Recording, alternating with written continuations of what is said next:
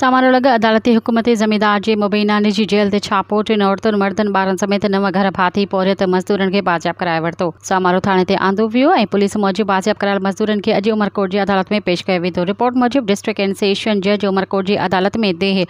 337 जे रहवासी दरख़्वास्त गुज़ार महबूब अली पुट लाल बख्श चांडी जी दरख़्वास्त बाद अदालती हुकुम ते सामारो पुलिस सामारो भरिसां ज़मींदार मोहम्मद परियल भुरगड़ीअ जे ज़रे ज़मीन ते मुबैना बांधी ॼाणायल चांडिया बिरादरी जी 3 औरतुनि 3 मर्दनि 3 ॿारनि समेत 9 पौरियत मज़दूरनि खे बाजियाब कराए वरितो आहे, जिनमें 54 सालनि जी औरत अख्तर ख़ातून ज़ाल लाल बख्श, 25 सालनि जी औरत मरियम ज़ाल मुनवर अली, सुलेमान ज़ाल वकार अली, 30 सालनि जी मुनवर पुट लाल बख्श, 15 सालनि जो ज़मा पुट लाल बख्श, 10 सालनि जी राणी धीअ लाल बख्श चांडियूं समेत 3 औरतुनि 3 मर्दनि ऐं 3 ॿारनि समेत 9 घर भातियुनि पौरियतनि मज़दूरनि खे बाजियाब कराए सामारो थाणे ते आंदो वियो आहे। मज़ीद ख़बरनि ऐं तफ़सीलात लाइ विज़िट कयो असांजी वेबसाइट www.awamiNewsHD.com ऐं ॾिसंदा रहो अवामी न्यूज़ HD।